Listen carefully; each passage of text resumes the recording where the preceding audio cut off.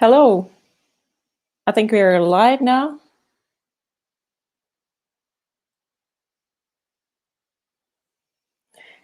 Yes, welcome to ProductTank Aalborg. And it does not matter that we are actually broadcasting from Aalborg, some of us at least. It's a truly global ProductTank this time, and I'm super excited for this event. I'm gonna bring all our speakers onto the stage right now so that we can greet all of them. So I will be bringing you guys one by one, so you can say hello. Hello. Hey guys, hey everyone. Hi everybody. Great. And now we'll move on to the introduction, or actually I will present our agenda, and then we'll see what's going to happen. And I will take it a little bit slow so that we get everybody who wanted to join this live show join, if anybody is getting a little bit late. So I will just start nice and easy into presenting who we are, basically. We are two organizers of this chapter of ProductTank. My name is Julia, and I'm a product manager working for the media house here in the north of Denmark. And Christian is my co-organizer. Maybe, Christian, you want to say hello and present yourself? Yeah, hello. I'm a product manager at Track Unit located in Aalborg as well, building products for the construction industry. Yeah, awesome. That's super cool. We'll get back to that, I think, in a few minutes. Now a little bit to our agenda today. We have roughly 1.5 to 2 hours of very exciting speeches. I will start with a short intro to ProductTank, because I've seen that we have quite a lot of first-timers to this nice virtual meetup. So I will spend a little time telling you who we are and what we do. And then we will have two cases from our world. First one is from Ticket Butler, and another one is from Track Unit, where we will be talking about how you tackle challenges and turning them into opportunities, especially in this challenging time that we have all been experiencing in the past months. So that would be some quite cool lighting talks, I assume. And then we'll finish off with our special guest from Barcelona, Jeff. We'll talk about lots of interesting things, and I will not do any spoilers here. Even though it says Q&A in the end, actually you're welcome to ask questions at any point of time, and we'll be monitoring these questions and putting them on the screen, even during the speech, if that makes more sense. So please don't hold back any of your questions. All right. That's, I already said, posting your questions at any point of time. So what is ProductTank? ProductTank is a social network that started in London for 10 years ago by a product manager called Martin Eriksson, who thought, as all of us very often think, that product can be a lonely job. We're sitting there in our respective companies sometimes all by ourselves, or having only a few colleagues to actually chat with. So naturally, especially 10 years ago, when we were very few, people wanted to meet and exchange ideas and learn from each other. That's how it all started. And now, lo and behold, we are 200 cities in this fantastic network, and very, very, very many members. I can't tell you how many times I update this slide for our meetups, because it's every day almost we are adding a new city, and the members, I don't even know who is counting them. So now it's definitely a little less lonely.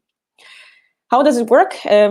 We are running it totally free of charge by product people, for product people, and these are informal, friendly events, normally with 1-2 speakers to get the conversation started, and then there is networking to discuss that, usually over drinks. We are not doing any sales pitches. It's all about sharing, learning, and networking, and naturally having fun. And this used to be a physical event, and now, due to the pandemic, we all moved online, which opened for enormous opportunities of meeting across geographies, which I absolutely love, actually. So our community, they are these meetups in different cities, but now the meetups are virtually everywhere. I can't tell you how many meetups I have attended during the past months, all over the globe, actually, and that has been a very learning experience and very rewarding experience. So even though we are broadcasting, from Aalborg, as I said already, as our base, we're actually everywhere. And then we're having a blog and a newsletter that is being sent every week. And that's a very good curated newsletter that we normally recommend. And if you want to write for the blog, then you can also find some information on mindtheproduct.com, how you can write for the blog. We're having a Slack channel with lots of great exchange that you are welcome to join. And Mind the Product is also running lots of conferences that have been, of course, hit by the pandemic, but then again, lots of other opportunities. For instance, I've never imagined that I would attend an APAC Mind the Product conference, but I did actually online for a month ago, which was really, really cool. So check it out, and let's see where our next conference is going to be happening. And not to be forgotten, actually, we're celebrating a professional day on the 27th of May. That's World Product Day, that we are hoping to celebrate across the globe with different meetups happening around the clock. Meaning that you can just keep an eye on the Mind the Product YouTube channel and see if there is any meetup that speaks to you. You can attend probably any of them if they're still happening online. And most of them are probably going to do so. And now to our topic. We have a topic that we picked up that's challenges to opportunities inspired by this strange time that we are facing right now. But it's not all bad, even though when you are looking at the news, it's pretty negative. So we thought that it would be really great to talk about something positive in this special time. How you turn challenges that we all are facing in our businesses to opportunities. And we have a few great guests to give us some inspiration on this topic. And before jumping to our first speaker, actually, I just wanted to dwell a little bit on this little cloud and ask if you think there is anything in common in all these industries, actually. And this is only a small subset of industries that have been hit severely by this pandemic and that had to think really fast what to do in order not to go completely down. And today we'll hear from two of these industries and hopefully give a lot of inspirations to others. I must admit that I myself use lots of services from online fitness right now. I don't think I will ever go to a physical fitness center anymore because I am really good at embarrassing myself in front of my computer. No need to do it in front of other people. And yeah, there are lots of creative ideas that are coming from hotels right now who are experiencing big problems. For instance, there is a local hotel in North Denmark that is not getting any guests, and it's a pretty fashionable hotel without naming any names, but they are running drive-in cinema actually, which is great thinking. Why not? And they are claiming that they are very sensible. They are holding the distance, that the cars are not parking very close to each other. So that's a pretty good idea, I think. But it's not me who is about to talk for the 1 hour and a half. We have other more smart people to do that. So without further ado, I would like to give word to our first speaker, that's Mads. And I will remove our other speakers from the screen for now. And they will reappear when we are switching speakers or doing questions and things like that. So, Mads, the floor is yours. Thanks, Julia. And even though it says like we'll be starting shortly, please stand by. We'll start now. So get ready. My name is Mads. Thanks for the introduction and thanks for being here today. Yeah, I'm the founder of Ticket Butler and Events Online. And we're a small team. I'll show you in a minute. So I also have the product hat on. I also have like the sales, the marketing, like everything. So that's where I come from. I don't want to talk about my full work life experience. I want to talk about the last month, because the last month has been crazy, both for me, for the world, for everybody. But we have a little, in my opinion, a funny story of how we've been tackling this Corona situation. So I have a couple of slides. I'll start with sharing. Give me 1 second. It's here. Boom. All right, cool. So like before 1 month ago, I only had Ticket Butler and another company, but a month ago, actually the 1st of April, a little new company was born called Events Online, and that's what I will be focusing on today. But just to tell you about where I'm from and how the situation affected our businesses, I want to talk a bit about Ticket Bottler, because we're at Ticket Bottler. We're about 10 people. We are based in Copenhagen, even though I'm from Jutland, and we are serving in the event industry.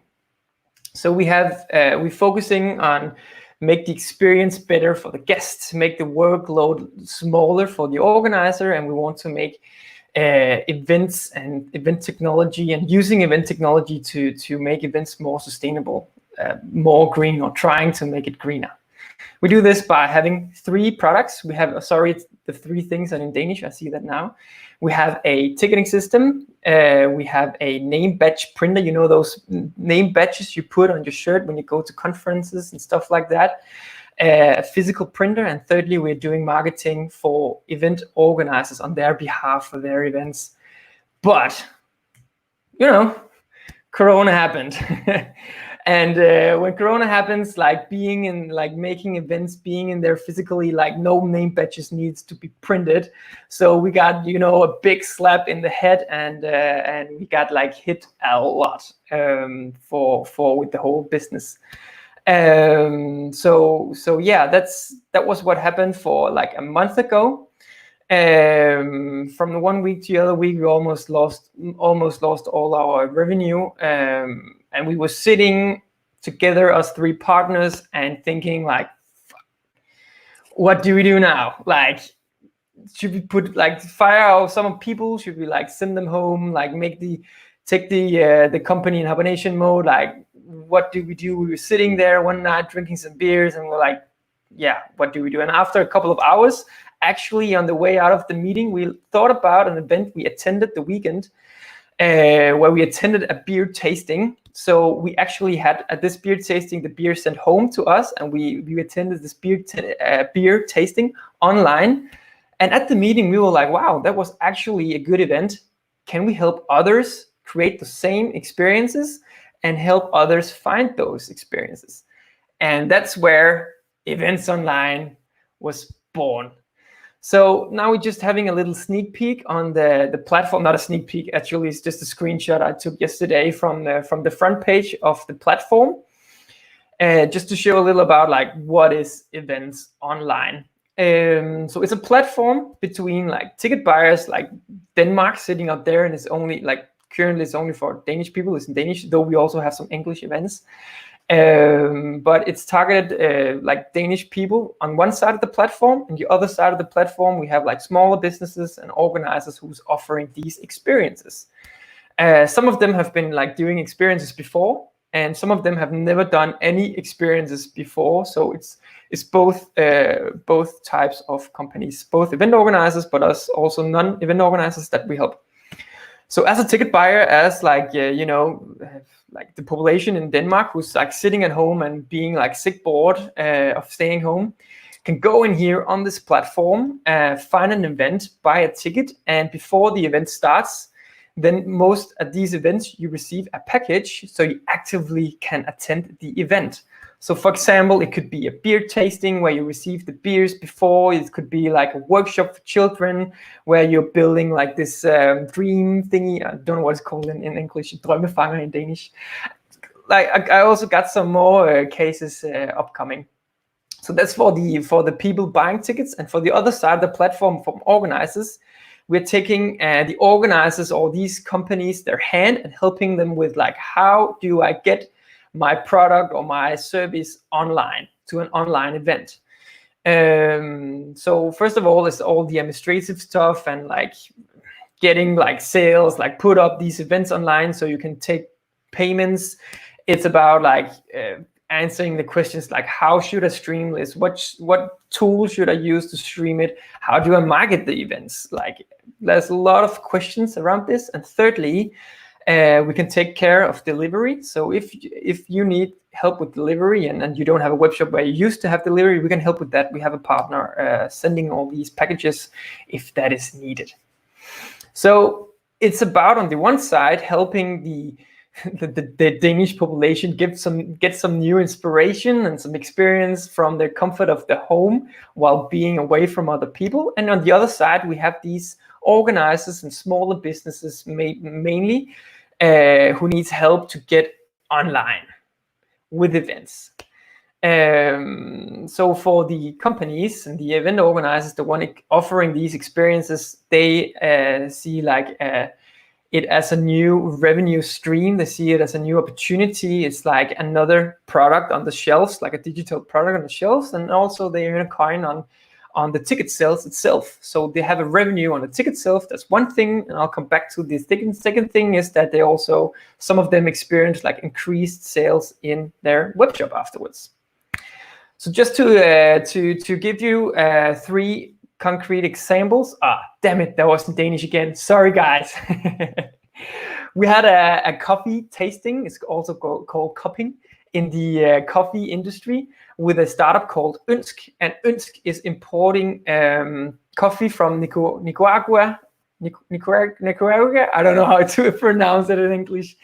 They importing the sustainable coffee directly from the local coffee farmers and sell it mostly to companies for their offices. But all offices has been closed for the last like long time. So like all the sales also just dropped. And I spoke with these guys and they created this coffee tasting. Where all the attendees receive like 6 different types of coffee, and then from your comfort of your home, you can sit there sipping and learn how to do like the real cupping. And the other cool thing about this event was that they live streamed to the local farmer in Nicaragua while they was doing this live event. So you can sit there and like talk with this guy on the other side of the world and like, how do you get the fruit notes and how do you get the nut note and everything. It was super cool event. Secondly, we have Flying Super Kids. Flying Super Kids is this gymnastic show group who's doing shows like also all over the world, but also a lot in Denmark. But you can't like gather people now, so there's no shows. So what should they do? And we created a workshop together with them. A hula hoop and rope skipping workshop. So you can see this online. You can either pay for a ticket just to watch it online and participate in that way, or you can buy this package with a hula hoop ring and skipping rope and like a towel you can lay doing these things on. So you had the same equipment as the Flying Super Kids had while they were doing this workshop. So that was also pretty cool, more for children, just to have another example from another industry. And thirdly, we had this event organized by a think tank called Freja. This Freja is a think tank about like the food industry and how to make that sustainable and make it more like friendly for the environment and for animals and everything. Super cool company and also actually also a startup still. And they invited a famous chef called Gorm from Gorm's Pizza, like a famous pizzeria in Denmark. And he was doing this baking webinar where he was baking with this special flour. He was doing some dips for this bread as well. And they hooked up with a startup called Agrain, and Agrain is producing flour from mask. I don't know the English word for mask, but it's like a surplus ingredient from the beer and whiskey production, and they're using this and making flour from it. So you had this bag of flour, you had a beer, you had some onions and some other stuff that you needed to create and use for this bread and these dips and stuff like that. And then they had like some other stuff in the package from other startups. So it just like was just crazy good event, like sold out in 2 days. And that was really, really good as well. So that was with Gorm from Gorm's Pizza. Actually, no, that was not it. And what we see is that another event, a fourth event, experienced like they sold 32 tickets and they had more than 17 orders afterwards from this single event. And it was not a cheap product that they needed or they were offering. So all in all, this have happened the last month. So the 1st of April, we launched. and we had the idea 8 days before. So, and I think that's like the interesting part of maybe focusing a bit on today is that was just like a run. It was just like go in there, make the MVP, the minimum viable product, as fast as possible, put it on the market, and see how it reacts. And that's been an amazing journey. Do you have any questions, Julia? I know you've prepared some. Yes, that's why I kept my face on during your whole presentation, because I thought you would be actually discussing more than you presenting. But that's all cool. Apologies for everybody having to see me while Mads was presenting. Just to recap, has the whole team was involved? Was the whole team involved in this initiative? All 9 people. We have put like. We have these 10 people. We also, like, a part of our business is IT consultancy, but we have all 10 people, and like almost all of them mobilized and just joined events online when we needed to. So the first day, what we did was like figuring out, check the market, check like if we should put up a homepage and make this marketplace, where should we do it, how do we do it the fastest way. So yes, almost everybody got on board from the first day to, launch this as fast as possible. Yeah. And once again, in how many days did you launch the whole thing? So in 5 days, we had the product, and then we needed the first shoes on the shelf. As a marketplace, you need like shoes on the shelf, but you also need customers in the door. And then we took 3 days to get the first shoes on the shelf. So the first experiences. That's cool. And how about the audience right now? Now you presented a couple of different event types. Can you tell something about who are the main consumers? Is it all spread, or do you see a little uplift in one type of the audience than the other? That's a very good question. We have tried to get like a bit different kind of events. If you just see here, we have some for children, we have some for adults, we have like another coffee event was for baristas, so it's from professional ones. We have like virtual gin bingo, we have port wine tasting.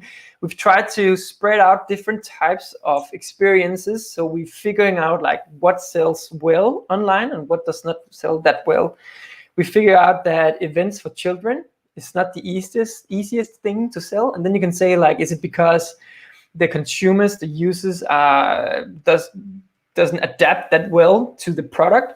Or is it because we, in the marketing and the channels we are using, is not reaching those users? But I actually think there is something about users not, that the children, the families are not adapting this as well as with like the tastings and the more adult-friendly events. So yeah, and geographically is like all over Denmark, like from like all over Denmark. We've seen that. We're helping out with sending out the packages, so we can see like the addresses are from like everywhere, from Bornholm to like north of Jutland to all the way to the south. Yeah.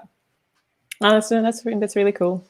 A little bit curious about children's events not being that popular, but I'm thinking in all children's events, the parents are required to participate, at least in all the schooling activities that have been also online. The parents have been heavily involved. Maybe they could not really room all the other entertainment activities, but I can definitely see there is some potential maybe in the future when it is getting back to or forward to the new normal. Yeah, and that's it. And I was really thinking that the children's events, like, yeah, they must like sell out easily because, all the children is just sitting there home bored and the parents need to take care of them. But they haven't sold that well as I thought. But again, that's just been like, call it lean, call whatever you wanted. Like, we have this idea, let's test it out, see how much we sell, track on it, and should we do it again? Yes, no, let's look at the data and how we approached it. So all the way through since the first day, we've been really focusing on trying as much as we could in this short time period to test out and being very agile of doing things and the product development as well. That's cool. We have some questions from the people watching, so we'll put one of the questions on the screen right now. The question from Tim: how do you attract the shoes? I go to the shoe shop. No, really good question, Tim. Because that's the hard part about marketplaces. You need both the shoes and the customers, and I really see that now, but I'm really impressed that we actually have been successful, or until now in the time we had, attracting both sides. But how do we attract the shoes? Normally we had running a ticketing system, so we already in touch with a lot of organizers, and my network is quite broad. So first thing is going for your network and see what's possible in your network, who could help out and who could be possible fit for our shoe shop. Let's just be in the shoe store. So that's one way, using network. Secondly, we have been reaching out to a lot of people with different types of luck, but mainly networking. People people who know somebody. That's been the best thing about this, is that the network can really move things forward very quickly, and also people, the ones in our network, know the quality that we stand for and what we can deliver. So good reputation in your network has also been very healthy for this project, and get that going so quickly. But yeah, if I should recommend anyone, look in your network, or look in your network to see if there's any shoes there, if you're looking for building your own shoe shop. Great stuff. I will put one more question on the screen. Here it is. It actually matches one of the questions that I had. What did you learn in the short time you have experimented with your new product? One of the most amazing things is that when you put stuff out on the market as an MVP or whatever, you get, first of all, you get reaction on what works and what does not work, but also open up new opportunities and new collaborations. Like, people have been not bombarding me with it. I had a lot of people coming to me asking for this and that, and can we help with this and that. And another thing that's been quite cool is that we had a couple of companies coming to us saying like, hey guys, can you organize this event for our company? So by putting a product on the market, we figured out, all right, there's this, we can use the same product, use the same organizers, but offering kind of the same experiences just for companies. So it has opened up new opportunities, and that what I've learned, especially now in this crucial time, is that do stuff, put on the market, and get the reaction and get the opportunities coming in, because you cannot think it all over yourself. You cannot think about all the opportunity it will come with. And that's another cool thing, like another product we are like developing on now. It's these company experiences. We tried our first one Friday just to test. We have another one tomorrow, and it's amazing, because this is a product I think will also live very well after the corona, because we have companies spread all over we have some companies where the colleagues are spread all over Denmark, and it's very seldom everybody is gathered together and doing something socially together. And Friday we had this company that's sitting in Aarhus and in Copenhagen, and the organizer afterwards was like, wow, we haven't been doing this for a long time, because we're sitting in each part of the world, small Denmark. But now we can do this easily, and everybody had their beer, and everybody tagged along afterwards, and then talked and everything. So get back to wrap up for your question. I've learned that putting stuff on the market, get reaction, and it opens up your opportunities. Learn, just learn, do stuff, learn, do something new, learn. Yeah. That's cool. Any changes you would like to highlight, if you have made any changes on the fly after your first launch? Could you maybe talk a little bit about that, if there were any changes? Yeah, I got very surprised of how complicated deliveries are. So, for example, when there's some details about when is the package sent before the event, it's not 2 days before. It should be like 3 days before. Like, it's minor things to make it successful. We've changed a bit in the portfolio of experiences. We have been doing some changes in terms of, and learnings in terms of the marketing. We thought that we would be the best marketeers. No, our organizers are the best marketeers, but we need to learn them how to marketeer and how to do marketing for their own events. So yeah, we haven't been really pivoting or any like major changes. We've been on the market for 23 days. You can do a lot of changes in 23 days, but it's not been major changes we've been doing, but we're always doing some changes with the portfolio of events and who we have online, and also with the company events now. We're also doing, like, I will also call that a change to spread out the product portfolio a little bit. Good questions. That's cool. I think I will be wrapping up your show for now, Mads. Just want to show one last question, or maybe two, because I want to brag that we have somebody watching from Argentina. That's pretty cool. But I think you partially touched upon that a little bit, how you react quickly in the context of change. Maybe that was not a question to you. Maybe that was a question generally to all speakers. But yeah, I guess you've reflected a little bit how much you could react in the 23 days that have passed. So that's cool. And one last question to finish off about the future, because that was also the ending on my list. How do you see the future when we are over this pandemic? How do you see your business? What's going to happen? What do you think? That's a really good question. I can only give my thoughts on how it would be. Hopefully, online events will still exist. I believe we will move. We have learned what the digital world can help us with. We have learned what are the advantages and disadvantages of having stuff online. For example, it's a huge advantage that we can gather this many people and people from Argentina and Aalborg, Copenhagen, in the same spot right now. But I think that we've learned, this whole advantages, disadvantages, and we will use them accordingly. So I think we will have more hybrid events, where it's both physical and digital. For example, this could be streamed to me here in Copenhagen while you had a physical meetup. That will be a hybrid. I think we will see more of those. Talking about problem solution fit, let's see how the market reacts when the corona is more over. It's about a matter of testing. I think we will keep on having the same amount of events or more, and then see when does the market reacts on lesser tickets bought. But definitely we will keep the product on the shelf, because I think there's still relevant after the corona, especially the one from the company events.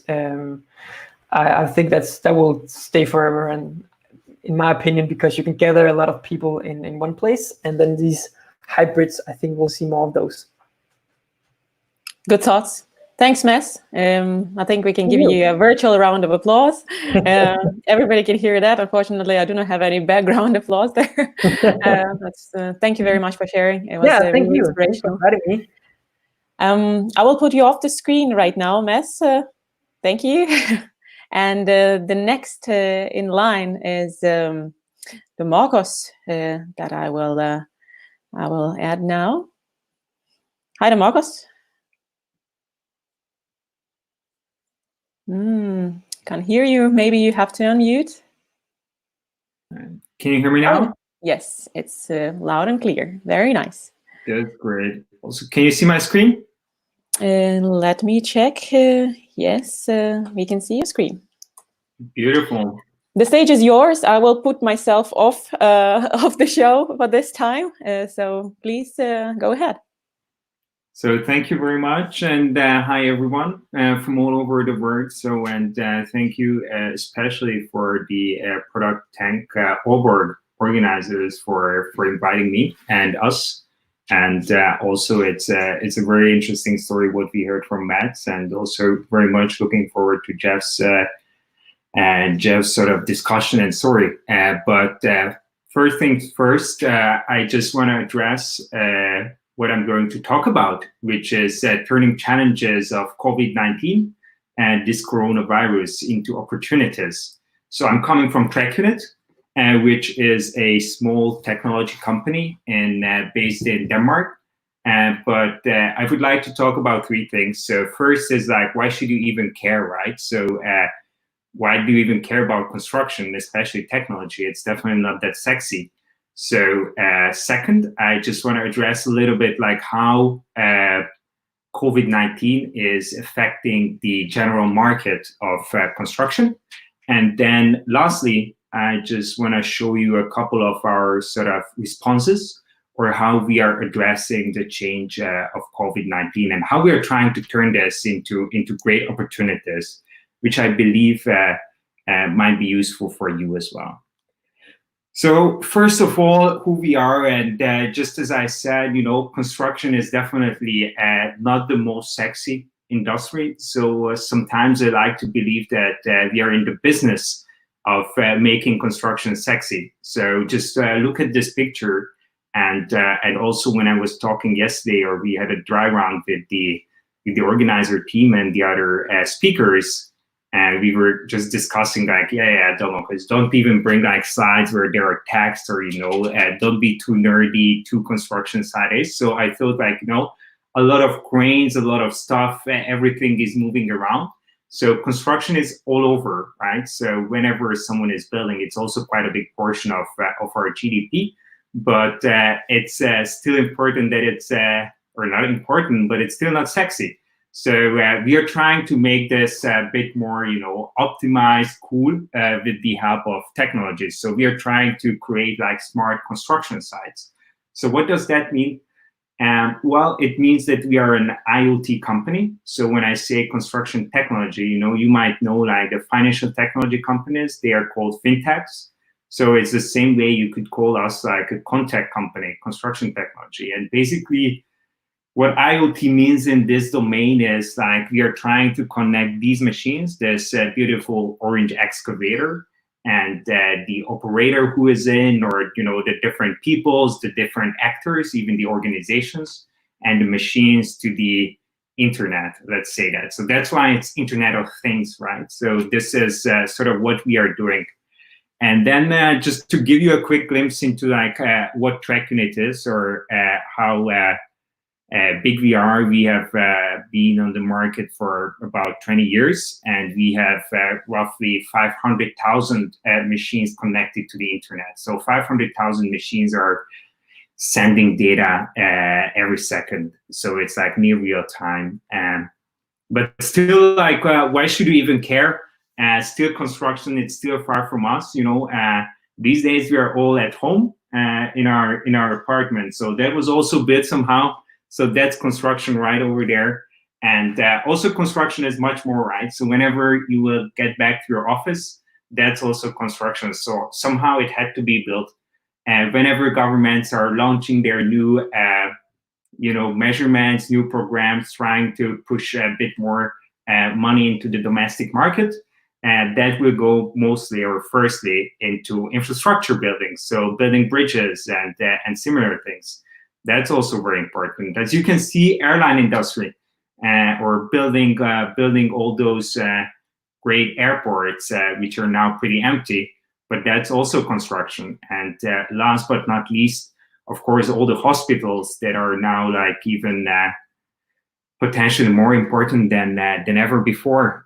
Those are also thanks for construction for having it. So that's just to frame it like what you should think about when it comes to construction, and what we are trying to address here, and how COVID-19 is impacting it. So this is the very simple story about how COVID-19 is impacting construction. So now I would just, if either in front of each of us, I would ask like what you can actually see on the picture, but actually it's empty, right? So construction sites are empty, machines are stopped, work is not being done. You need to be careful about social distancing. Of course, if you just park it for a little bit, that there are quite some new rapid hospitals are being built. Yes, that's correct. That's where construction is still ongoing. But in a sense, there is almost like the airline, this industry just stopped, or almost like the event space, or what we just heard from Matt. So empty construction sites. And as you can imagine, when you are in the business or you are as a software company providing great products for these or connecting these construction machinery to the internet, connecting people to these machines. I mean, what are you doing? Are you still in the business? Who is going to pay for your subscription? So what are we going to do in this scenario? So of course we also had not only some meetings and brainstorms, but we were thinking like, what could we actually provide back to the industry in these very difficult times? And please trust me, this is the only slide where I have a lot of text, so don't worry. But we basically thought that, all right, let's try to provide sort of 3 separate responses to this COVID-19. So the first one is around like providing trusted information back to the industry. So again, what does that mean? As we are grabbing all the data and processing it, collecting it, and trying to turn it into actionable insights, usually to our customers. We were thinking, okay, so can we actually provide some industry level input? So we decided, and you're gonna see a short glimpse of that, like we decided to grab like 200,000 machine data and put it on a graph. It's not that easy, but create like a downtime index, which would show like how well the construction is doing, and compare that also to sort of previous years. So you can see how big or how deep of a recession we are in. So it's actually quite interesting, and to see like how actually first we made it part of our general product, so it became part of our standard software product. But then we were also thinking like, what if we made it available to any of us, right? To all of us. So now we are just creating like a secure open space for this also. And then not only that, but we are also providing like weekly commentary and weekly input on how you could spend your time, or what do we see in the data, and what does that tell us, and a few insights, a few tips and tricks, and what you could use your time and what you could spend your time with during these days while everything is sort of slower. So this also leads a little bit to the second thing that we are doing, which is called like recession insights. This just means that we have a smaller team of consultants or who are working on internally on some research topics, which we think is interesting or worth considering in the construction industry. And we are trying to reach out, or we are reaching out to our strategic customers, trying to get their feedback. We are basically doing research on how they are spending their time, trying to actually step even closer to them. So that's actually quite interesting, that I can tell you that we have never been more close to the executives of our customers than before. Just simply like I can see like how transparency is becoming more important, and as you can imagine, we are a B2B company. So B2B transparency is just becoming more and more important in my eyes, at least, especially in construction, than ever before. And then finally, as a third thing, we are also doing like pro bono consulting. So we are offering a few select customers our time, and to understand their problems and understand their challenges in the construction domain when it comes to digital solutions, and we are helping them in that domain. So what does this actually mean? Just to give you a short glimpse, and maybe it's too small, but here you would actually be able to see that. So this is actually our software product, and now you can see how this insight or how this downtime index lives in the product. So you can see what was the sort of, so there are two graphs. So the first graph is showing the 2019 sort of baseline of how well construction was doing, how well machines were operating, right? And then you can see how the 2020 sort of crashing, like if there was no tomorrow, starting from week 10. So from approximately end of February, when coronavirus started hitting Europe and the US. So these are those kind of insights which we are again like putting into our products, and then putting it into sort of an open domain as well, where you can almost think about it. I'm not saying that this is becoming the baseline, like when you're opening New York Times and you're looking at like how great, or not great, but how the coronavirus is spreading. But you can also carefully check like how well my country is doing, like just to see like how well construction is doing. And we see you can sort of zoom into your region, to your relevant country, and make some sort of smarter decisions. At least we believe that that you can use that. And again, I think quite important is just start blogging, engaging with your customers. So we also learned that like within a few weeks. And again, I think maybe just to tie back a little bit to Matt's story here, like it's the same MVP approach, it's the same lean startup approach what we have applied at Track Unit when it comes to this. So just within a few days, let's get it out there. Let's start blogging about it. And now, you know, it's the next iteration when we are making it online available, but already sort of news media is picking it up. And we can see traction on our blog posts we have never seen before. So these are the most widely viewed blog posts, and which actually takes like roughly 2 or 3 hours per week to write. So it's not crazy, but as you can imagine, definitely worth the effort. And well, we are doing the same with Recession Insights. It's definitely a lot more desk research what we are doing before. But again, like then bringing in our customers, getting them comment on all these different topics around constructions and around like how they manage recession time, which is again not only bringing us closer to customers, but you know, you can see like how you are sort of delivering customer happiness like this Zappos way through reaching out in different channels, and basically even letting them talk about what you have done and what you have been researching. So that also works us at least really well. But I would encourage you, no matter what kind of industry you are in, and do some desk research quickly. Try to get feedback from your customers. You know, comment on them, and again, go live with it. And then finally, I think I still have a few minutes. Yes. So finally, it's about Pro Bono Consulting. So I think we are very lucky that we have a consulting team, which actually I'm very humbled to head up.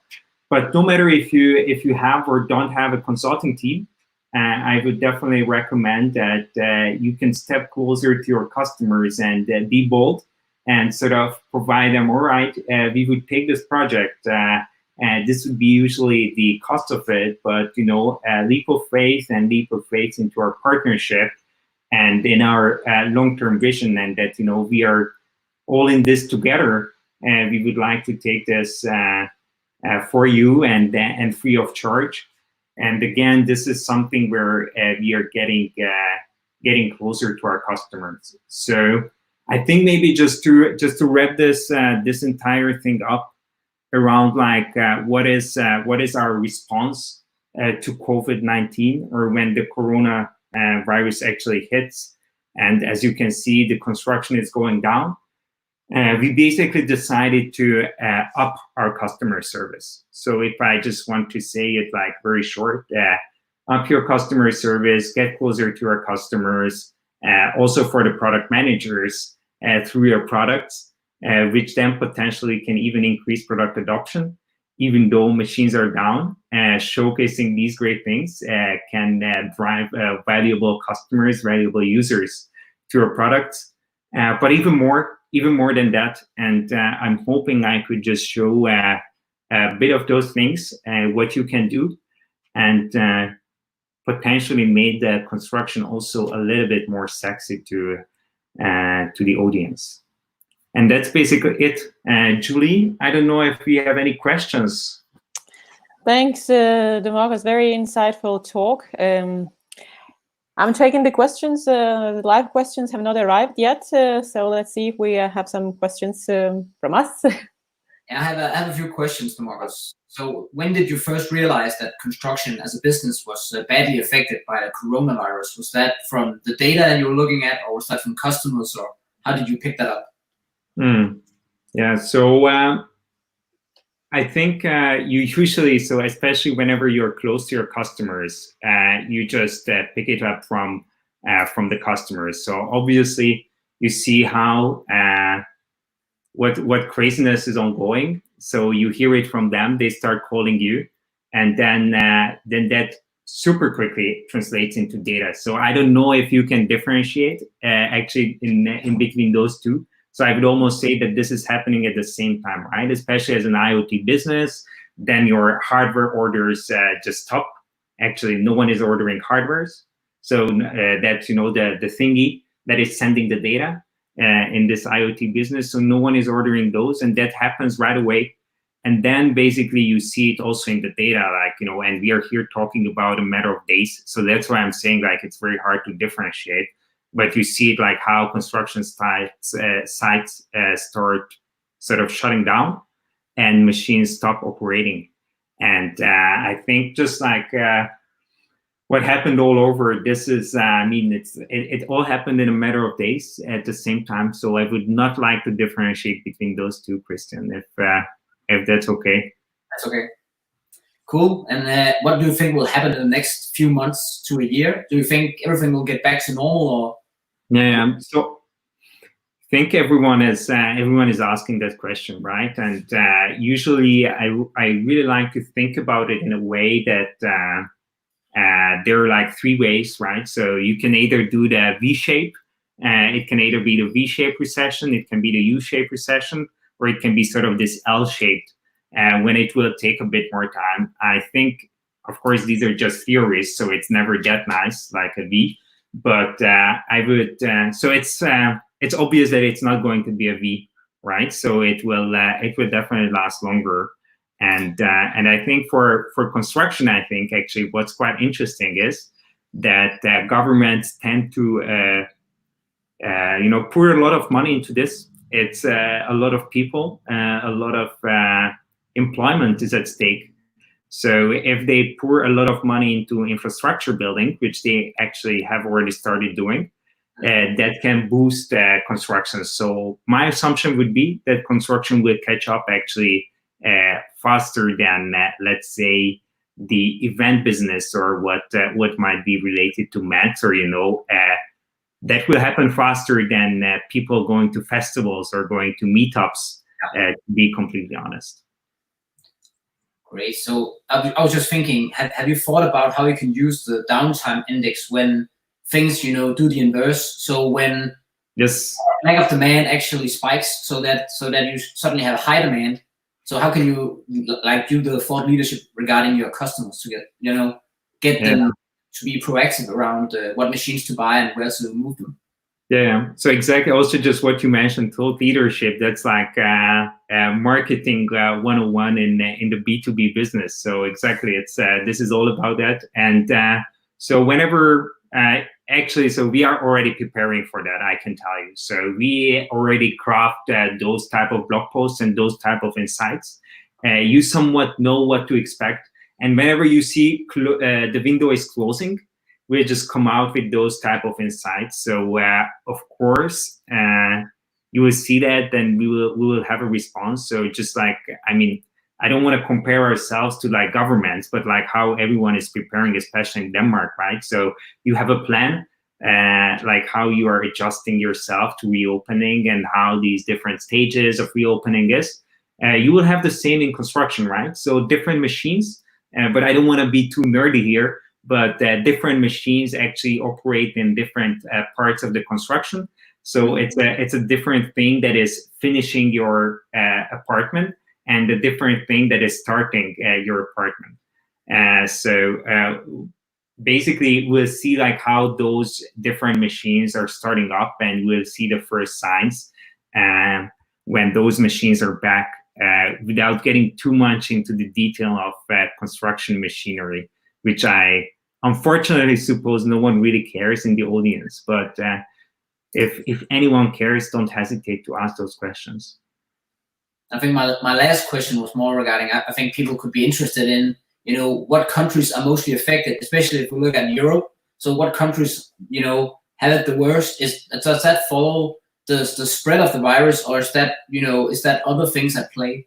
Yes. So actually, we can see almost the exact same, like you see in the number of new cases or the number of deaths. We have actually started trying out with a little bit, like putting those graphs on top of each other. It's not yet part of our downtime index, but what does that mean? Actually, so it means that the Mediterranean, Southern European countries, those are super badly hit, right? So they basically drop like 95%.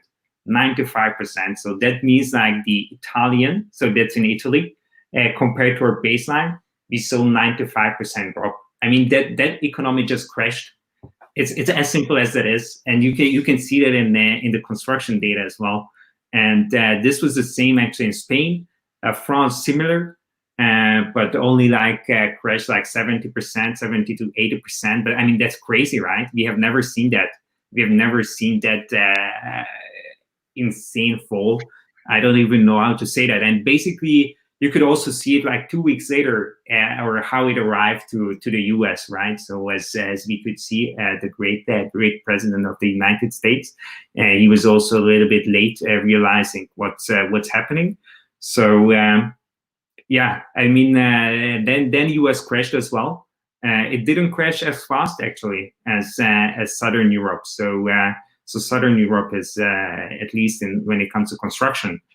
So the biggest drop, but again, it's very interesting, and we are looking into some partnerships as well. Actually, like compare it to different industries. So you could imagine how you would compare this to automotive, or how you would compare it to airlines or manufacturing, or not even manufacturing, but like events or whatever that will be.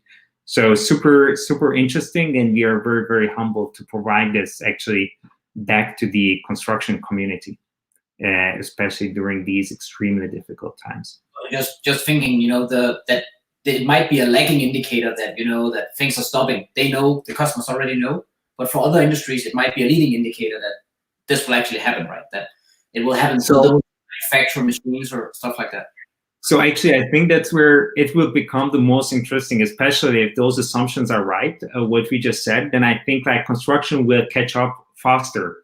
So whenever, I think that would be, and that's what we are looking into now, like that could be a leading indicator for other industries as well, if construction is already catching up. So, you know, if the governmental money is pouring into that, like roads, highways, bridges. So, I mean, that's also what we have seen after the Great Recession in 2008, 2009, right? So they started pouring shitloads of money there. So if again, and we already see the programs, right? So it will happen. If it goes there again, I think that could be a leading indicator to other industries, and we are looking into that big time these days. So I mean, I cannot promise anything, but that's exactly where our thinking is. So that's a good question. Great, thank you, Marcus. Thank you. Great stuff. Thanks for the insightful talk. And I love the comment that you can't promise anything. That was very humble to say. I just want to put one comment that we've got actual compliments from our viewers. Yeah, I think Pro Bono Consulting was a really, really good thing, and people love that.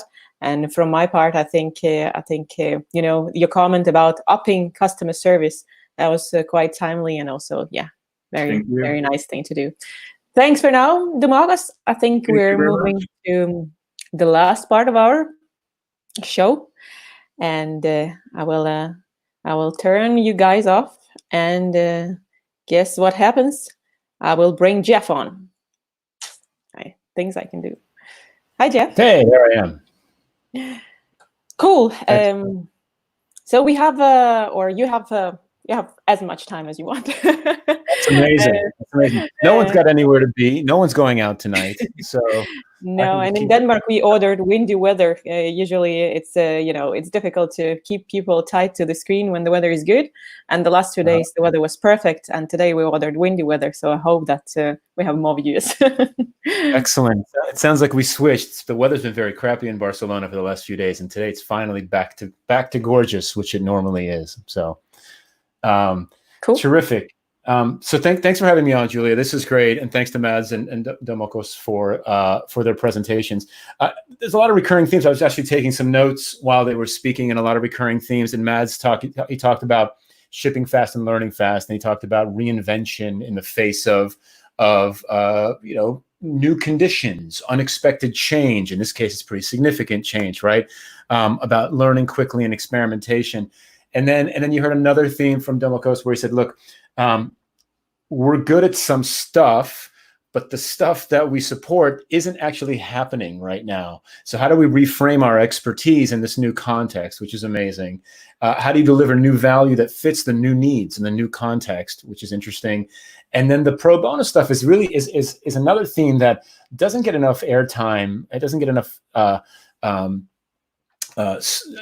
noise, I guess, because it's the pro bono work that I believe that really ends up driving ultimately new customer acquisition, as our friend from Argentina was mentioning as well. And so as I start kind of sharing the talk that I'm going to give here in just a second, you'll hear those same exact themes, but those themes are going to be focused on yourself and your career and your professional development as a product rather than the products that you're building on a daily basis. But in today's world, not even like the coronavirus world, but generally in today's world, in the realities that we face with the employers that we have, this is to me, one of the most important things that you can do for yourself. And I'd love to share that story with everybody. Great stuff. We've got questions to you even at the beginning of our show, but I think I will save all the questions until the end. Is that all right? Yeah, that's perfectly good. I'll speak for about 25 minutes, maybe, roughly 25 minutes. I'll share my story, and then we'll do Q&A for a little while, and then we'll all go have dinner. Cool. Which sounds good, right? So I'm going to share my screen here, and hopefully, is that good, Julia? Everybody can see everything? I think it's good, and I will remove myself, so you have the stage. Excellent. All right, folks. So look, the content that I'm going to share with you today is from a book that I'm publishing shortly called Forever Employable. And really what we're focusing on here is exactly what I just told you, which is how to take the same themes that you heard from Mads and Domokos, the lean startup themes, shipping fast, learning fast, reinvention, experimentation, continuous learning, and then reframing yourself to meet the current needs.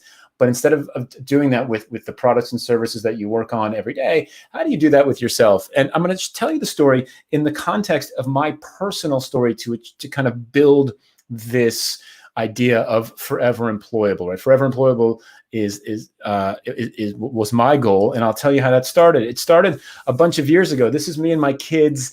This is 12 years ago, roughly. These are my daughters. My daughters are a lot bigger these days. They're teenagers. This was back in New York in Central Park, and this was in the mid-2000s.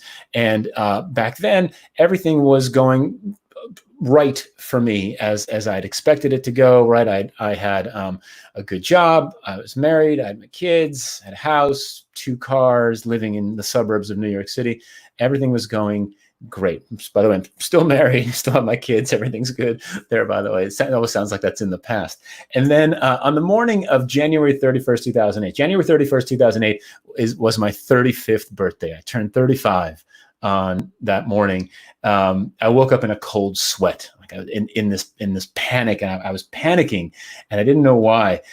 Because like I said, up until that point, I had a pretty good run, in my career. I'd started off as a broke musician. I played in bands for a bunch of years, had a lot of fun, didn't make any money. And when that got old and I was tired of being broke, I was lucky. The internet came along, and the internet was awesome. And back in 1999, roughly, if you could spell HTML, you could get a job. And that's what I did. I spelled HTML at a job interview, and I got my first kind of job in the internet doing front-end design and development, which is an exaggeration. We were just doing markup at a company called IXL in Richmond, Virginia. Shortly after joining that company and starting to learn sort of my way around the web, I read this book. This is a very good book. It's in its 4th edition now. It's called Information Architecture for the World Wide Web.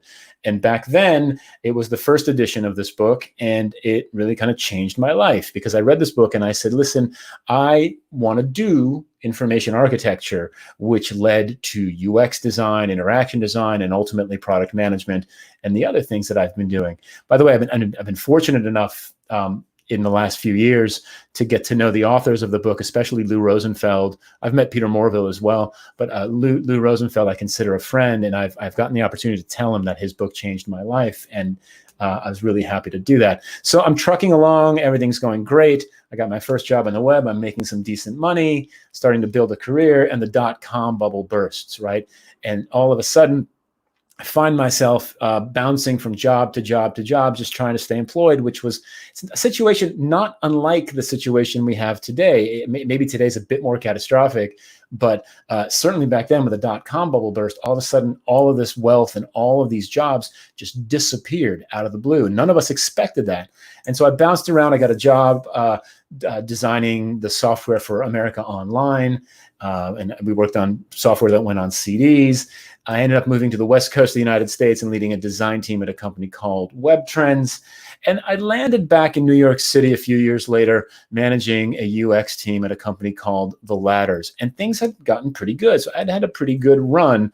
In roughly 9-10 years of working, I'd clawed my way up to the middle, right? I'd climbed up to middle management in about 10 years, and I was feeling pretty good, right? But then I'm waking up on the morning of my 35th birthday, and I am terrified, and I'm in this cold sweat, and I realize that this is what's going to happen, right?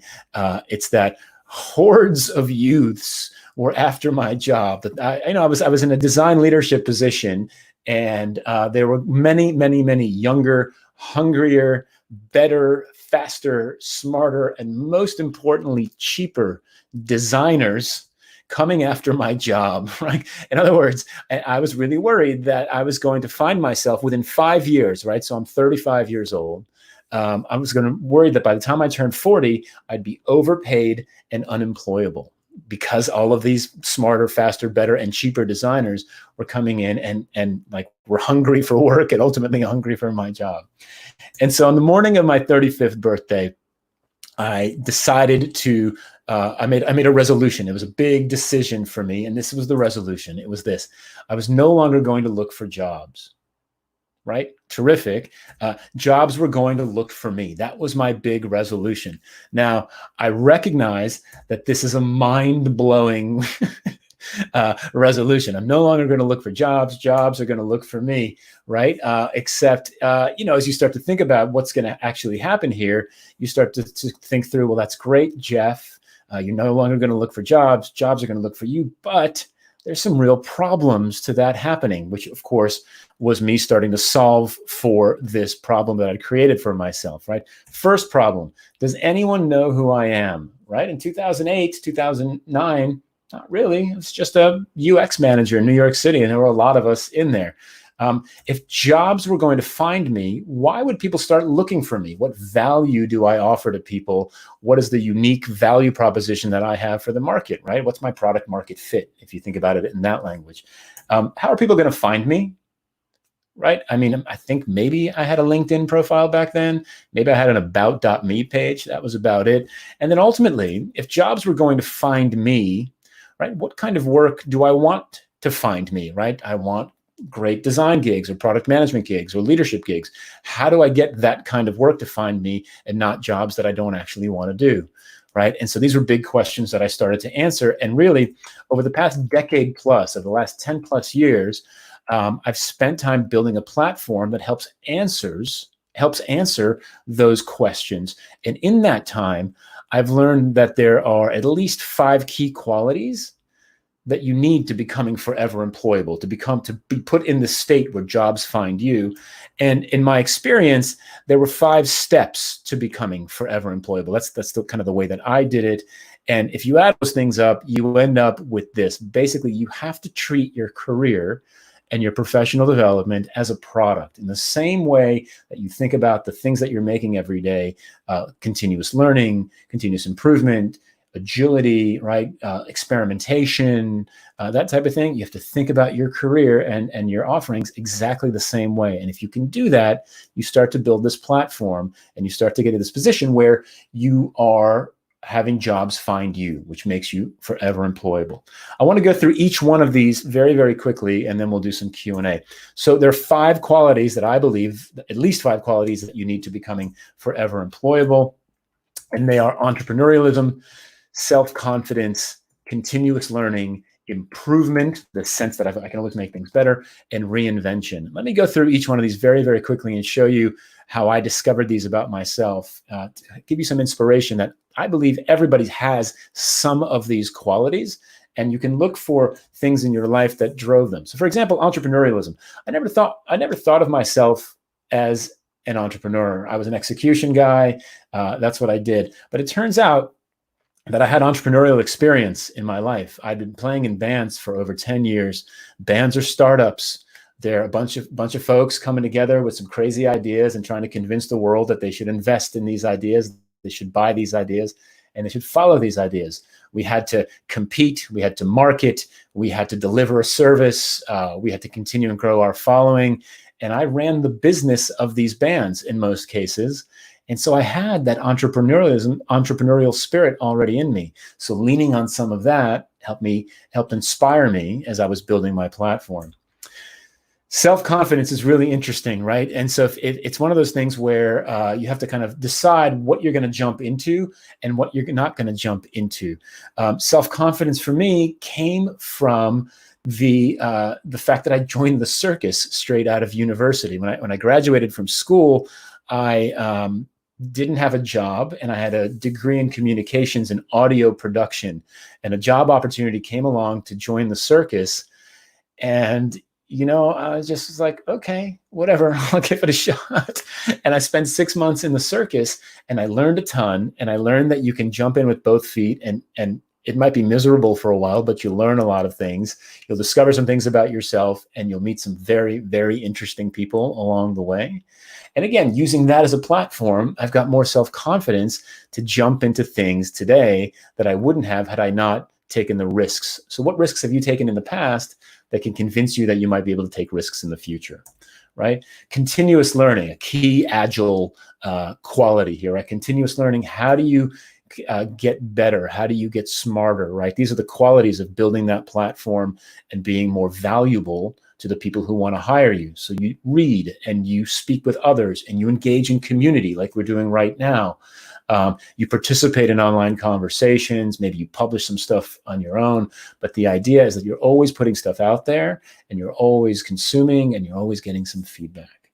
And then the next quality is improvement. Now look, the learnings that you pick up along the way will drive the sense of what I heard in a TED talk by Astor Teller called enthusiastic skepticism. Enthusiastic skepticism is the sense that, look, I built a career for myself. And if you think back 10 years in, I was a manager at the Ladders. That was pretty good, but could I make it better? Today, I spend my time doing a lot of teaching and training and keynote speaking. How can I continuously move things forward? Well, one of the things that I do is that I partner with other teachers, and it makes me a better teacher because I learn from them, right? This is a photo from a workshop I taught recently with Jeff Patton. I teach with Jeff Patton on a regular basis. He's the author of User Story Mapping. And I teach with him on a regular basis because I learn a ton from him. I learn about how to be a better teacher, and I learn about how to better present the concepts, and we improve each other, right? So how can you always make things better? That's one of the qualities of building that forever employable platform. And then lastly, it's reinvention. And you heard a lot of reinvention as the theme for the two previous conversations, right? First of all, what got you here won't get you there, at least not the technical skills, right? Just too much change. And these kind of big events, whether it's a .com bubble burst or the coronavirus means that reinventing yourself is part of staying forever employable, right?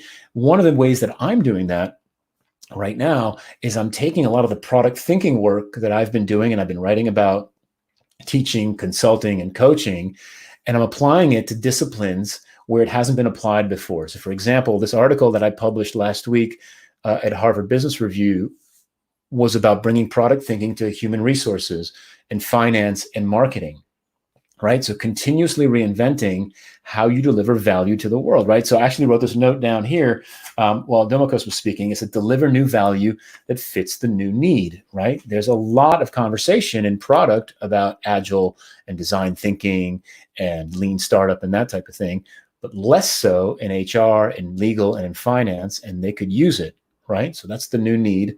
How do you reinvent, right? So you start to build that platform.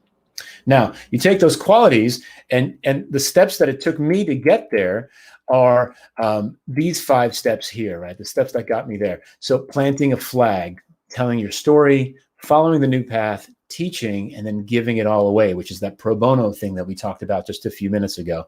So let me show you what I mean by each one of these. Planting a flag. Planting a flag means that you're going to decide where you are going to declare your expertise or your passion or your experience, right? And people do this really well. The people who succeed at this do this really well, and I can prove it to you, right? So if I say the name Eric Ries, right? Eric Ries, what's his flag, right? Lean startup. That's where he planted his flag. That's where he built his expertise. He's expanded broadly since then, but that's what he's known for the most, right? Jake Knapp. What's Jake Knapp known for? Jake, my buddy, is known for design sprints, right? Gave the world design sprints, the sprint book. That's where he planted his flag. Our product management guru, Marty Kagan, right? For him, well, it's product management. No big secret there for the product community. And then for me, where I planted my flag initially was UX and Agile, which ultimately became Lean UX, right? And it was solving these Agile and UX challenges that I had when I was a manager of UX at the Ladders. And as we worked together as a team and with others outside the team to solve this problem, I realized that there was a real opportunity for me to say, okay, this is the thing that I'm going to be known for, and I'm going to develop my expertise and my platform around this. And that should hopefully drive the kind of jobs that I want to have to me, right? That's ultimately what I was looking for. And for the record, I had no intention of becoming an independent consultant. I just wanted the next in-house gig to be based on the work that I was doing with my current gig. And that's why I was sharing it. So that's step 1, planting a flag. Step 2 is about telling your story. One of the most important qualities of any product manager is storytelling. And if you can get good at it about the product that you're building, you can certainly get good at it about yourself, right? And so you want to tell your story to anyone, everywhere, all the time. And your goal is to get better at telling that story. I'll show you, I mean, in 2 years after my 35th birthday, I gave my first talk about Agile and UX. This was at the big Agile conference that happens every year. And it wasn't even called Lean UX at that point. I called it Beyond Staggered Sprints. That was the conversation that I was having.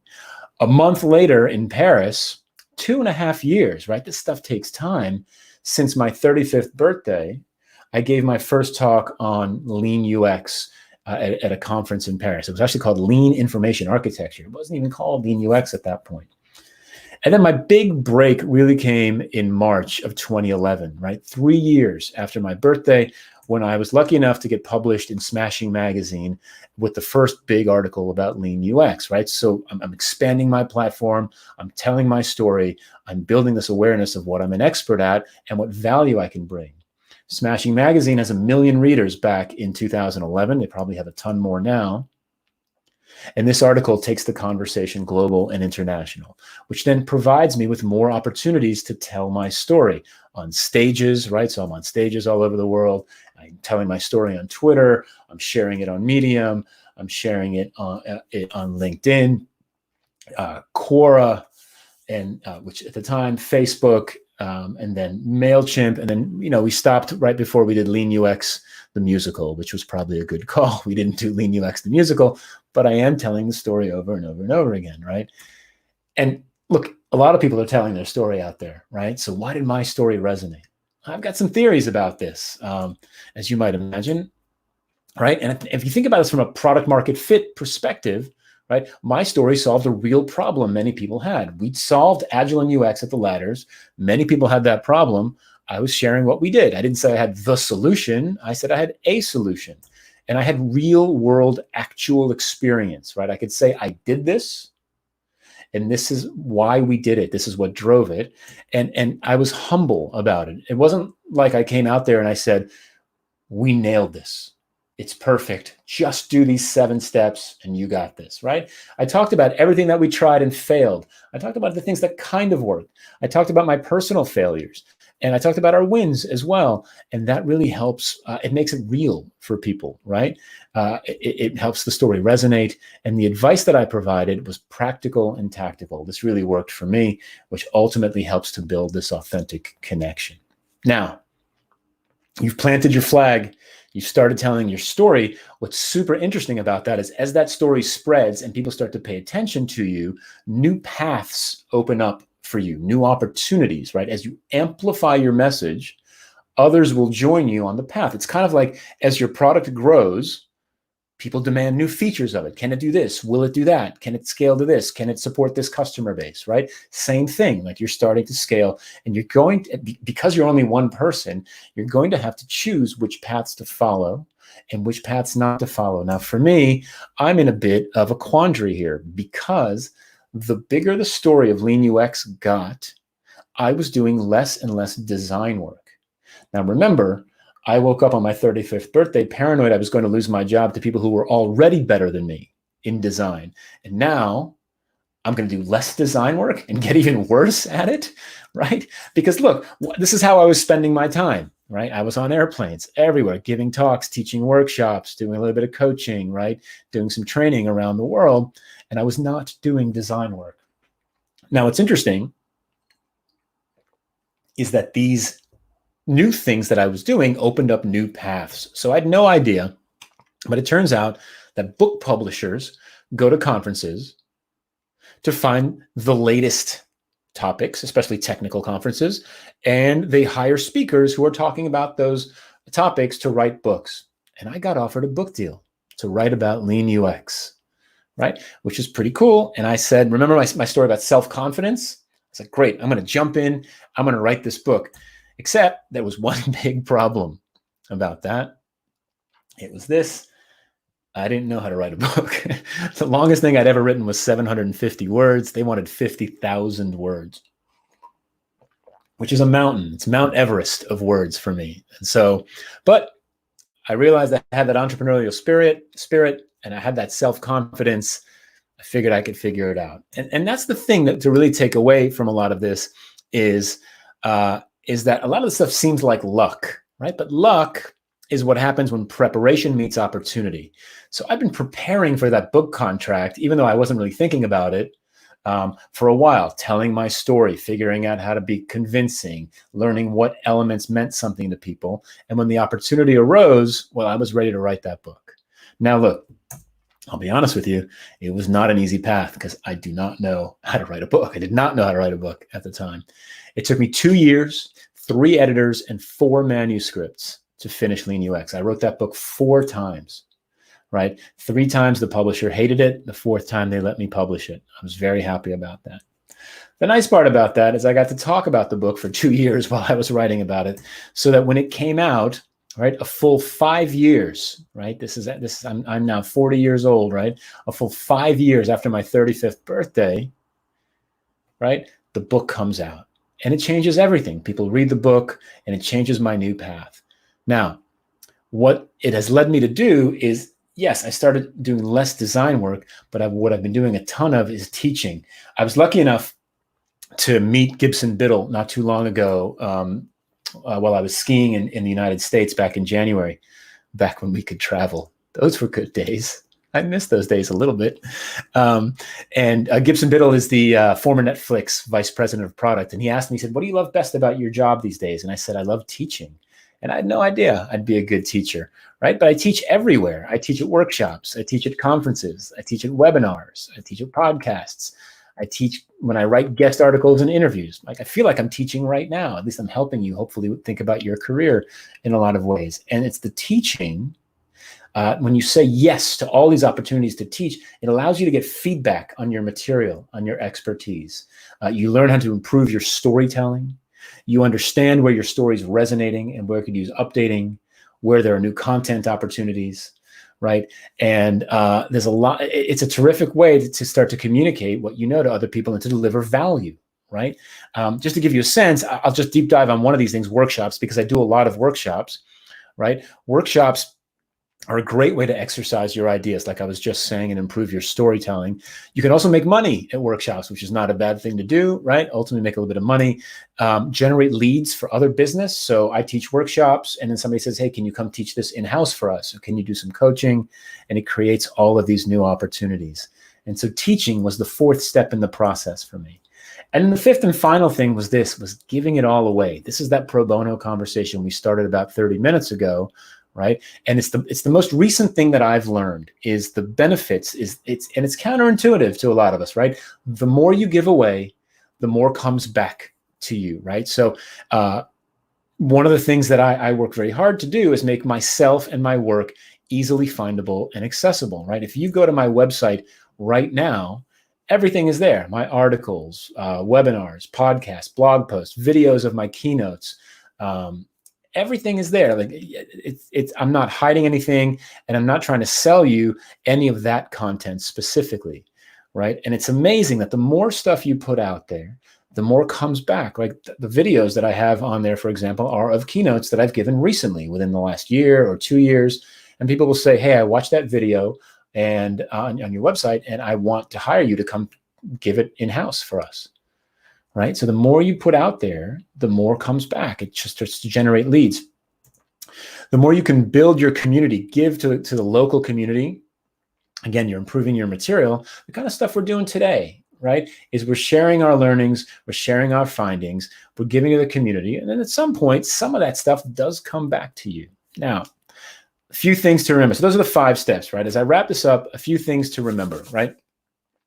If you want to build this forever employable platform for yourself, you have to stay relevant. To stay relevant, you have to stay active. Active means that you are involved in the conversations. You have a presence in meetups. You talk to your colleagues at work about your expertise. You contribute to blog posts or to videos or to panels or conferences or whatever it is. But generally speaking, you participate in the discussion. And that's key to starting to create that platform and setting yourself up as a recognized expert.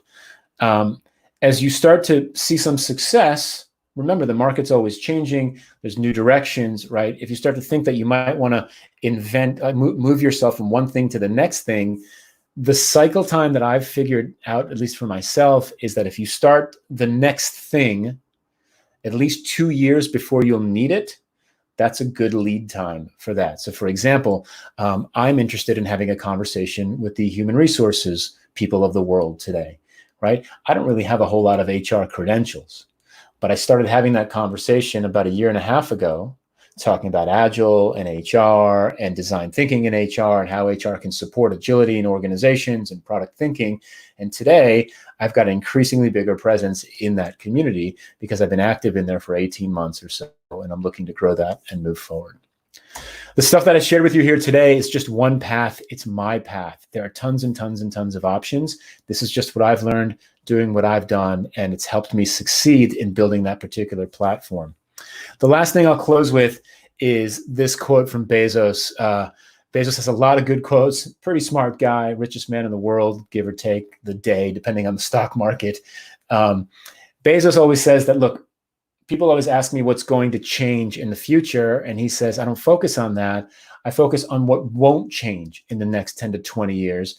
And that's what I build products and services around, right? So processes will come and go. Tools will come and go. Technology is constantly changing. But what won't change, right? People will still need to be productive. They'll still need to be happy and successful and collaborative, right? And we'll still need to understand them. How can you build around those things that will never change, right? How can you build your skill sets and support that in an ongoing way without getting too connected to one tool or one methodology or one process.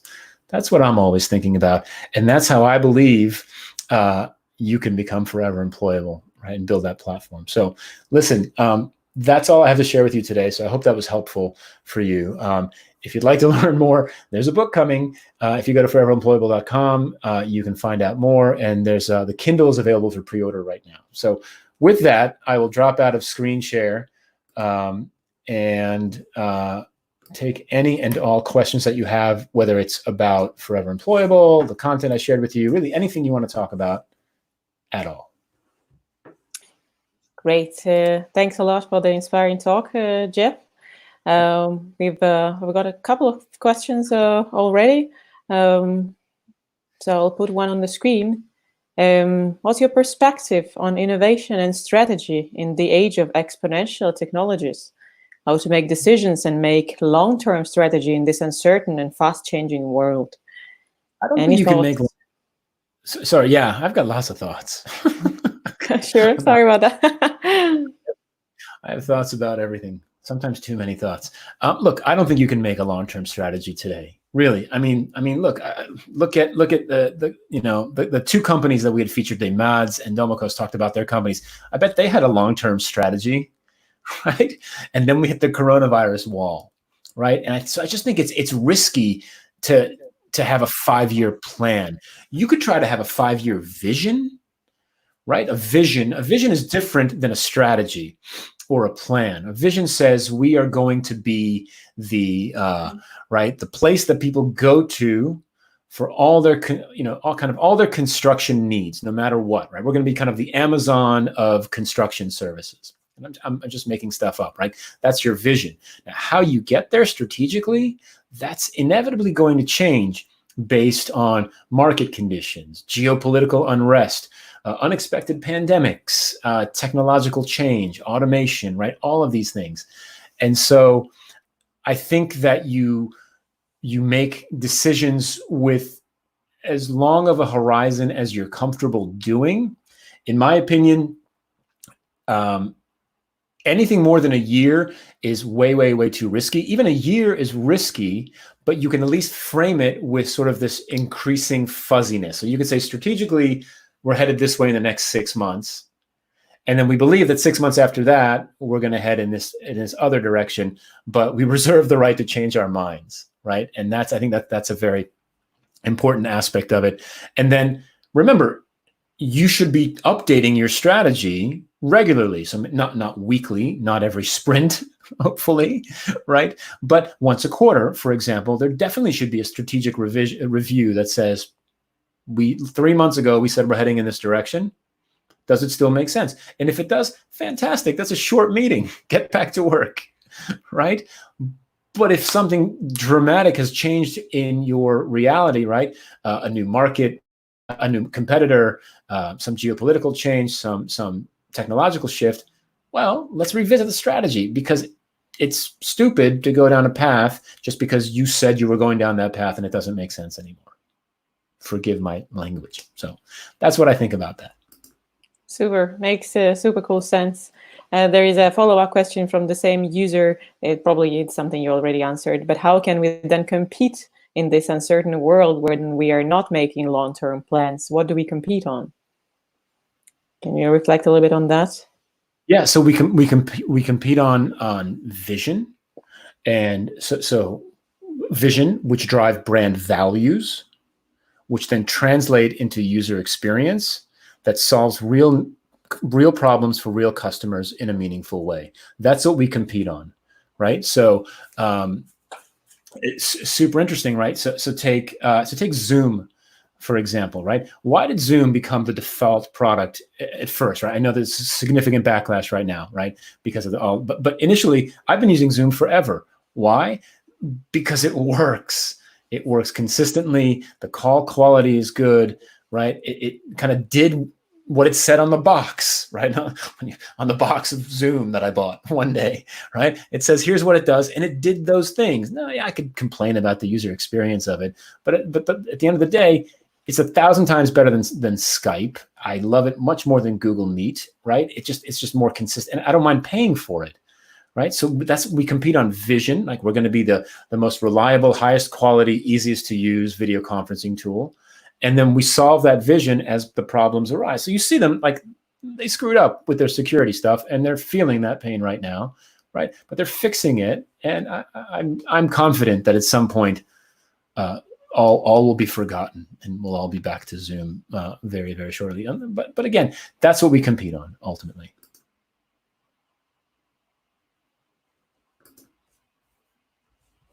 What else?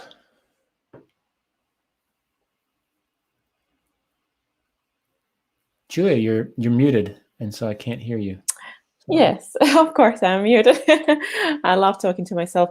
No, I noted one thing myself during your talk about the next thing. It was related to book writing, I believe, that you should think about your next big writing project 2 years prior, or maybe some research project that could be. Does it also translate to innovation in your mind? Is it something you need to try? You need to try with things, with some really far-fetched things, and see if that can become anything?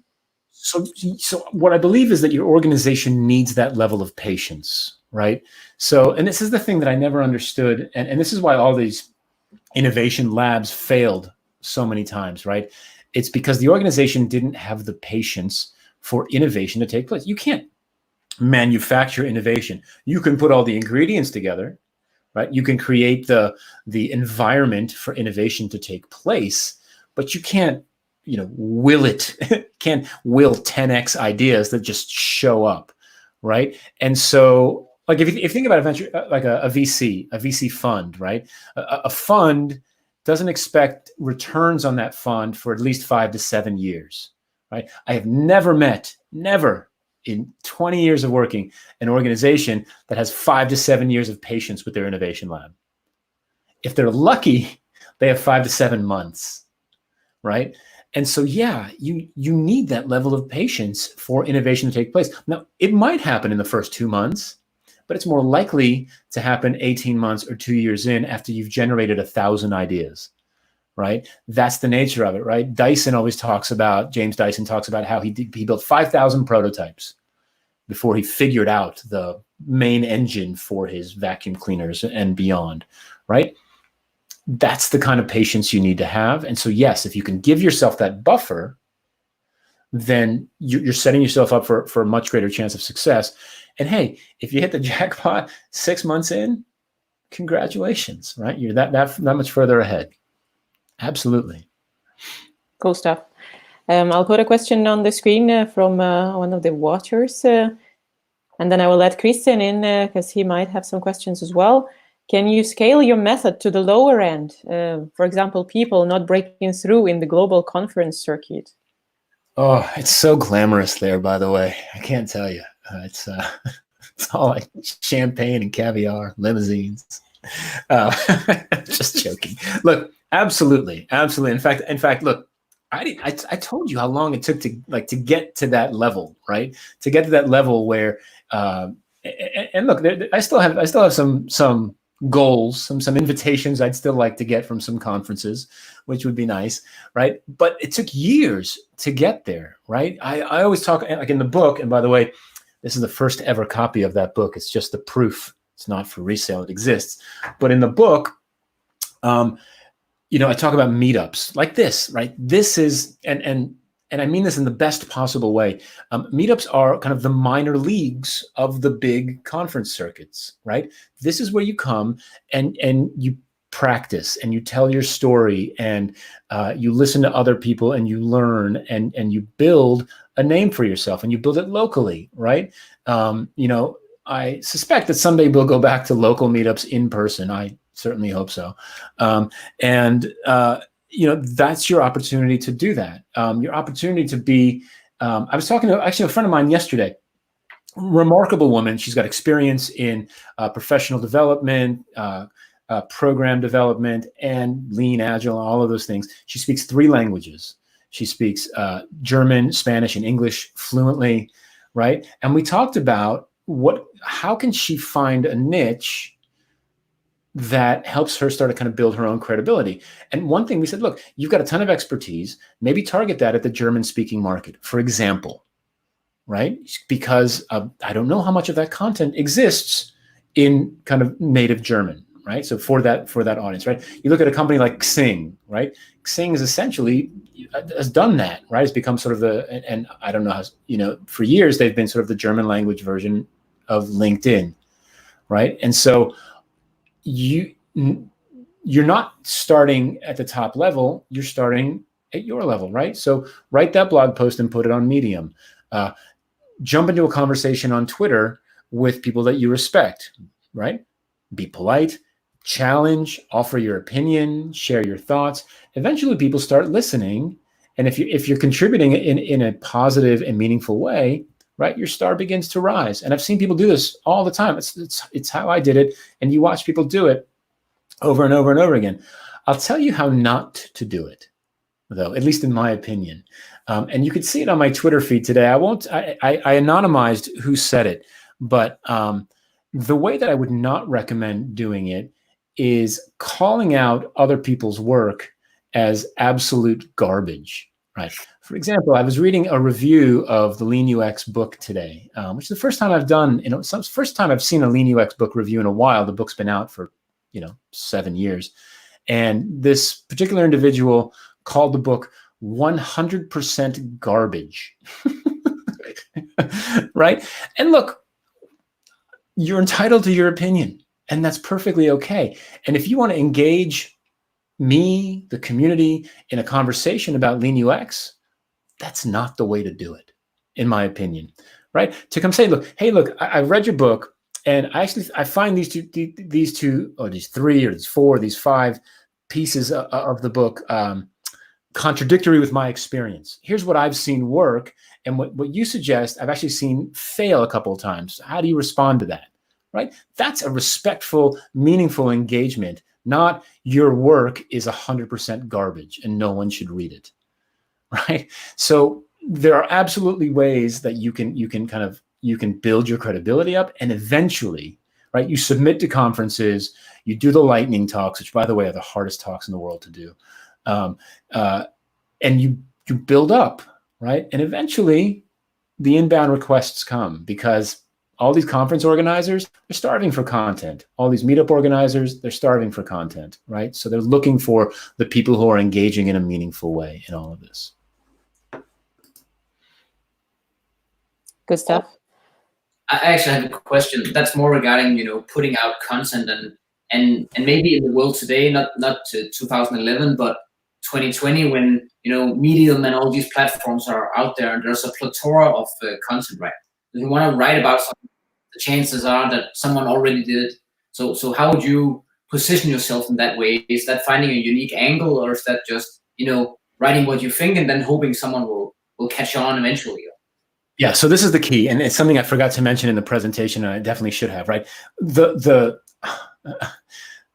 most paralyzing part of this whole thing, I think, is if you're going to put yourself out there, regardless of what you do, product management, design, engineering, QA, marketing, whatever, doesn't matter, right? The paralyzing thought when you sit down at that keyboard, or you're like, I'm going to record a video or whatever, what am I going to talk about that hasn't been said already, right? I mean, really, like, there's Medium, right? There's hot takes on literally everything, and 1,000 hot takes, and it's a real fear. So here's my thought on this. Everything's been said except one thing: your story, right? No one has your story, right? So your experience, your career path, the work that you've done, the experiments that you've run, the learnings that you've built, the deliverables that you've created, right? No one has done that. No one has that unique combination, right? That's your unique selling proposition. That's a unique value proposition. That's what you start telling. I looked back to try to find the earliest blog post I'd ever written. And the earliest one I could find that I actually published was from 2003. Okay. In 2003, the blog post was a comparison between HTML wireframes and Visio-based wireframes. I was a UX designer, right? In 2003, everything had already been written about wireframes and wireframing tools, right?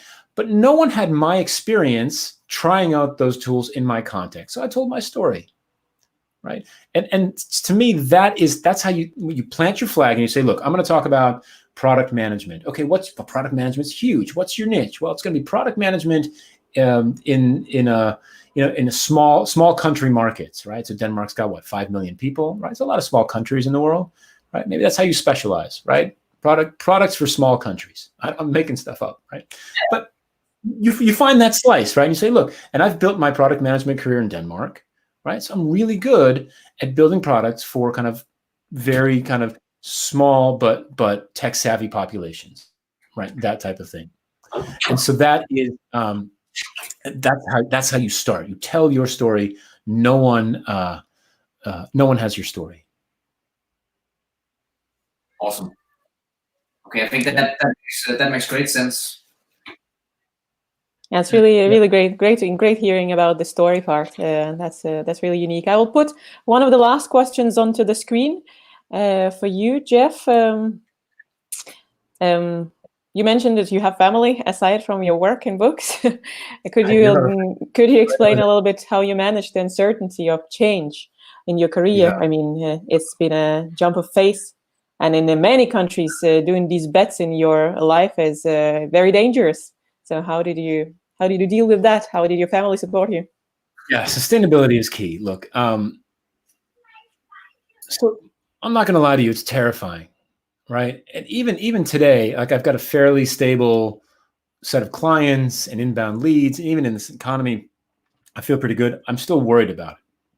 But that said, I was worried about it when I was employed in-house, right? This like my best friend's dad worked at a chemical company for 40 years at the same company. Can you imagine doing that today?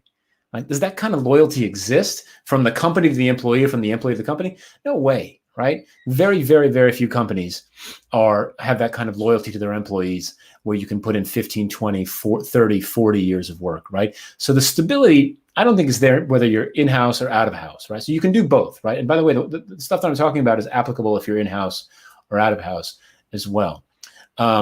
There is the uncertainty, I think, exists no matter who employs you, whether it's yourself or a company. For me, I manage the uncertainty by building the platform and by ensuring that I'm present in the conversation and that I'm always giving back and contributing to the industry, to the community, and whether it's free or whether it's a book or whether it's a talk or whether it's a workshop, but I'm always ensuring that I'm part of the conversation, so that when I sense that there's perhaps, like, I'm a consultant, I've been a consultant now for years, there's always a dip towards the end of the year in consulting, right? November, December, everybody just poofs, just disappears, right? That's when the paranoia kicks in, right? I'm like, no one's ever going to hire me again, right?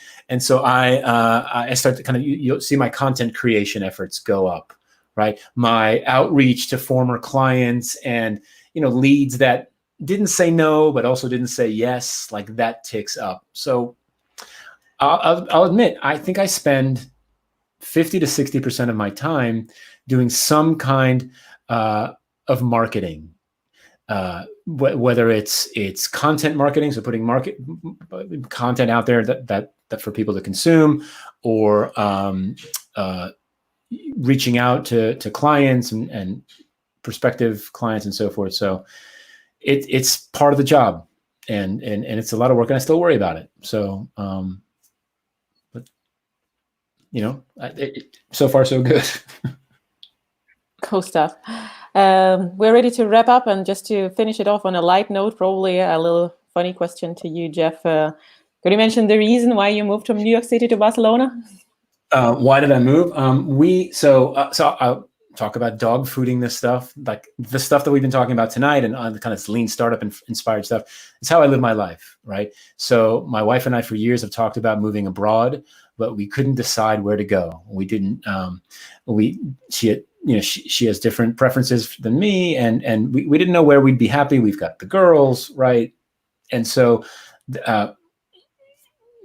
when you're in a meeting and everyone's talking and not making a decision, it means you don't have enough information to make that decision. So you go get it. So we went and we got it. We ran experiments. And so we went every summer for 4 years and for a month with the kids to a different country. And we rented an Airbnb and we lived there for a month.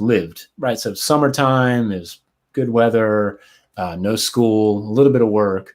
But we lived there and we just experienced the culture and the community and the food and the people and the housing and what happens when the toilet backs up in the supermarkets and, laundry and all the kind of living stuff. And we actually ended up in 5 cities over the course of 4 years. We split one of the months and Barcelona was our favorite. And so that was as much de-risking as we did. And then at some point you just kind of have to go. Love the experimentation comment. That's really cool. We did, yeah. All right, I think we are good. Especially looking at the time, it's been quite an experience having you here, and all the other speakers. I will put everybody back on so that we can wave each other goodbye and have a really nice evening, knowing that we rocked. I think this has been a great meetup, one of the good ones. So thank you all for joining and spending time this afternoon, this evening with us. Thank you. Thanks so much for having us. Thank you. Bye. Bye, everybody. Bye.